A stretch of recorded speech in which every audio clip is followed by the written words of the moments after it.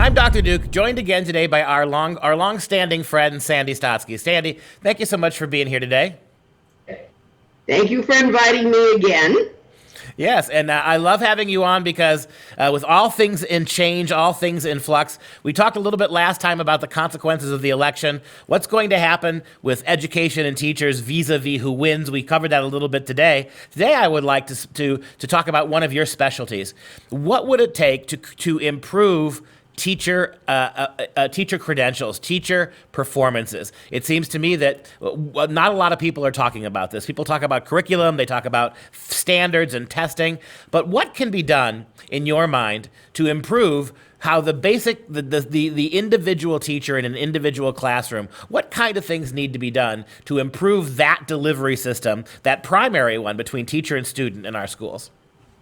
There are a number of things that can be done, and that was what I focused on to a large extent when I was in the Massachusetts Department of Education. I tried very hard to do a variety of things that would academically strengthen teacher preparation or teacher education before people even knew that they wanted to become teachers.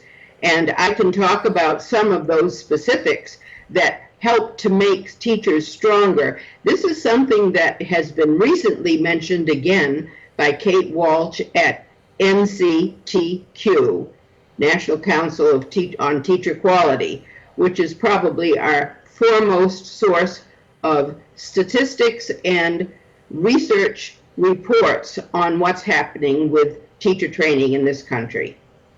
Great. And why don't you give us a quick summary of Mrs. Walsh's positions and tie them to your own? I know we had a conversation. It's almost 5 years ago we had a conversation about this, and not a lot has been done based on your recommendation to strengthen these teachers. So give us a sense of what Ms. Walsh says and where you stand with regards to that as well. Probably the central focus of Kate Walsh's comments is the need to academically strengthen our prospective teachers and those who are already in the schools, the practitioners. I may be merging those two groups, but certainly I totally agree with most of what Kate Walsh says. It isn't that I disagree with anything she says. I just did some specific things that I needed to do in Massachusetts to produce what has been called the Massachusetts Education Miracle. And even though we had wonderful standards that helped to guide what we wanted to have happen in teacher training, nevertheless, we also, in addition to having wonderful standards in our major subjects, we also made sure that we did things in regulations and in teacher testing, in our teacher tests, that helped to strengthen teachers. Shall I talk a little bit about some of those now? Would you like me? Because these may be some of the things that the next administration, whether it is a continuation of whatever President Trump is doing already, or whatever Joe Biden wants to do if he becomes the president. This is a continuation of what should be done in the teacher training programs. Yeah, I think it's very important. Lay out for us what those changes specifically might look like. One of the major areas that we spent a lot of time in Massachusetts on was strengthening the prospective elementary teacher. We wanted to make sure that we followed what was in the Massachusetts Education Reform Act of '93, which also targeted indirectly elementary teachers. The particular act I'm referring to is probably the most progressive, in a genuine sense, piece of legislation that's ever been written about how to strengthen teacher education. And for elementary teachers, we wanted to be sure that education was not the only major that they had.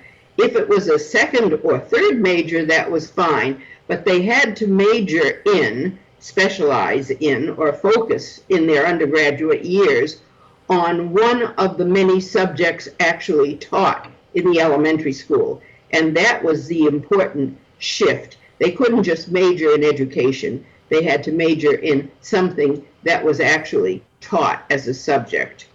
That could be English or reading, based on the research that had been done, or it could be math or science or geography or history, the real U.S. history as judged by mainstream historians.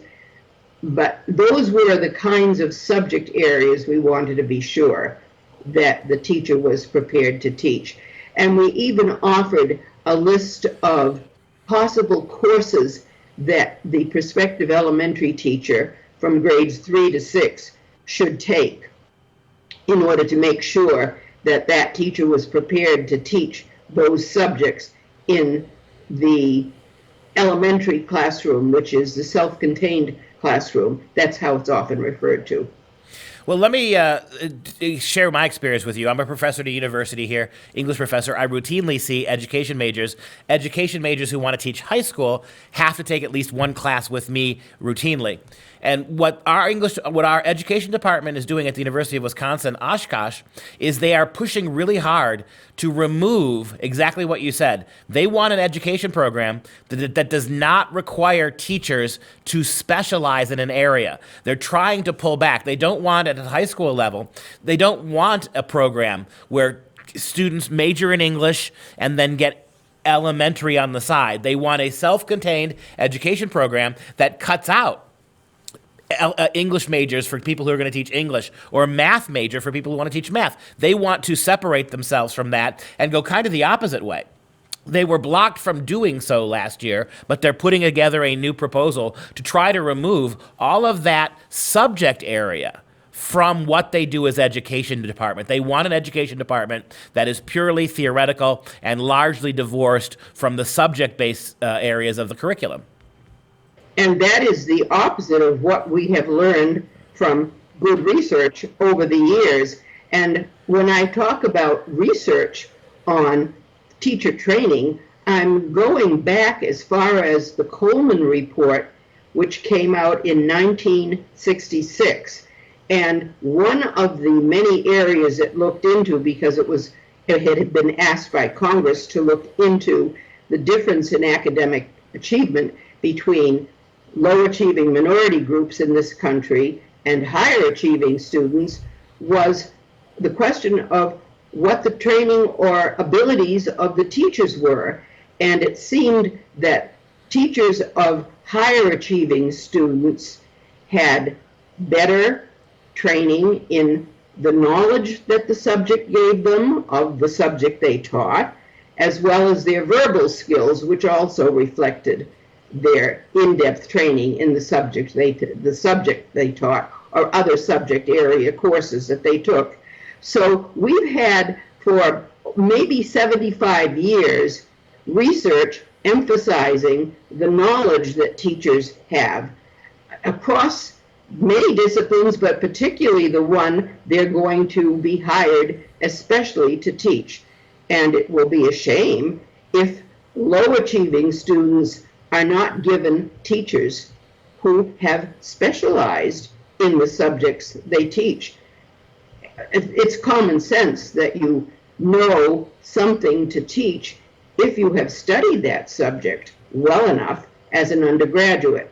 And that was the basis for the MERA's emphasis on teachers not being able to major anymore in education, but to major in a subject they actually taught.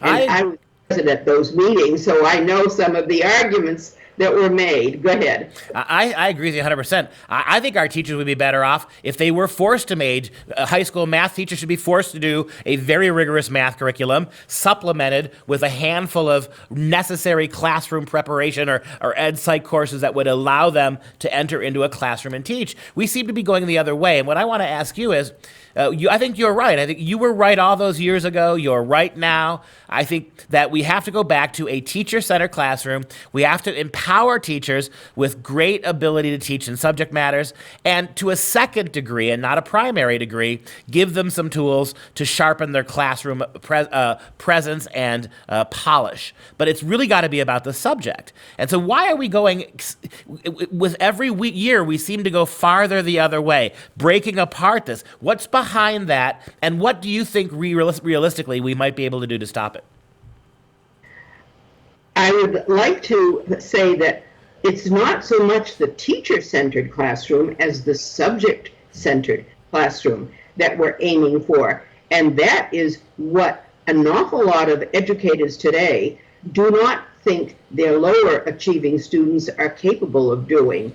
That is a subtle form of discrimination or bias that we in Massachusetts did not believe in, and that is why we focused on discipline-based training for prospective teachers, particularly those teachers beyond the early self-contained elementary classroom who are going to be teaching a subject matter, or in some cases in the middle school, more than one subject matter. By high school in Massachusetts, even to this day, most teachers teach one subject, math or science or geography or history or English.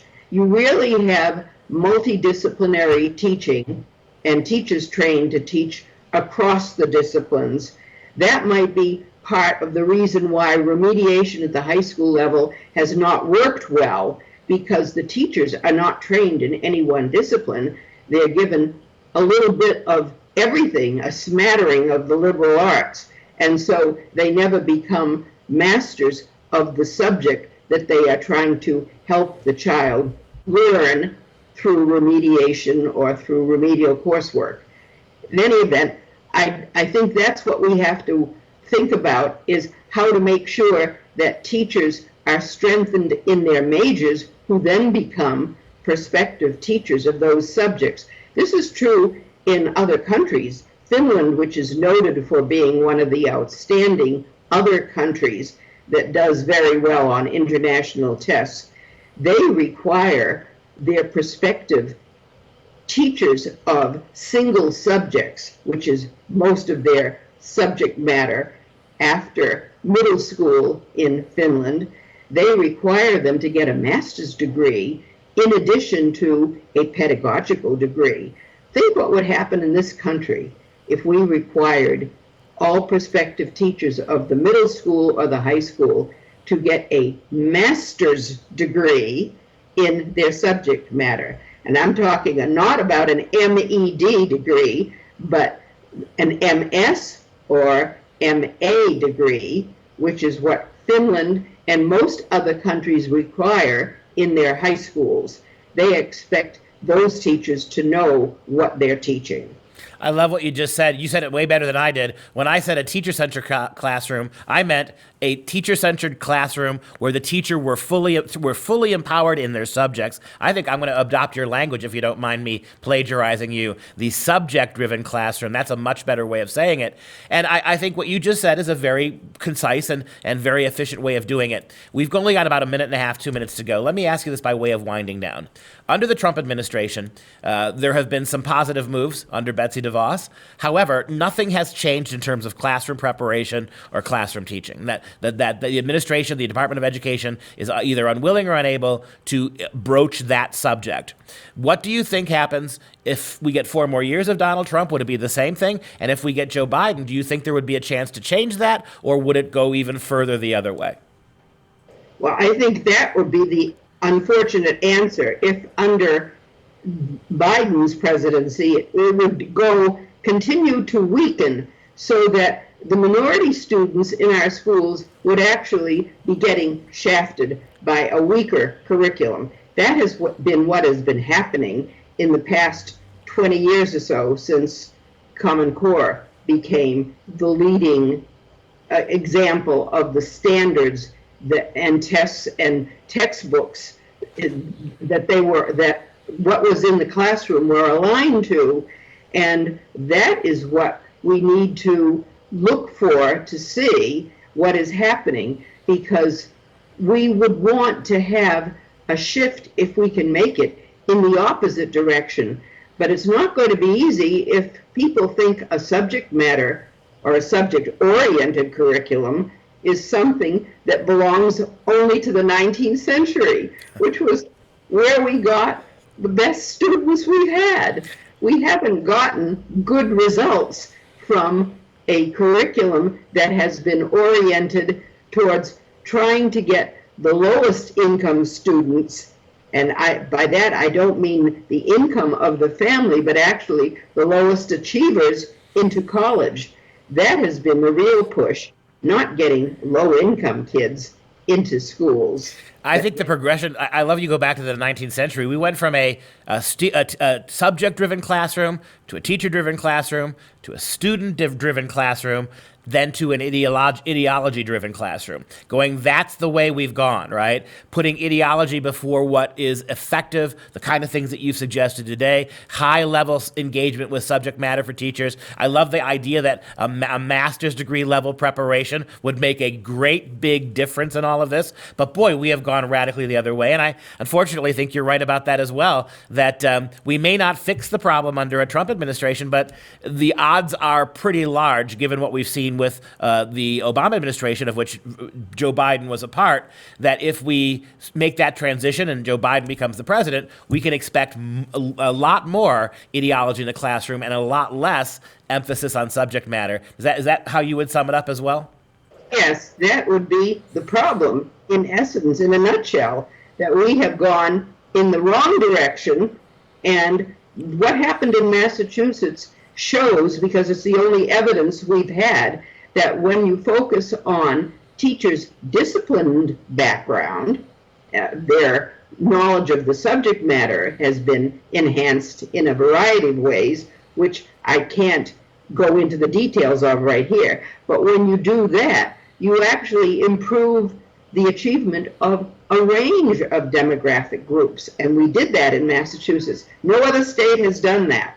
So why do we want to do just the opposite? That has been the puzzle to me. We simply haven't been able to show that lacking attention to subject matter produces more able students. It doesn't.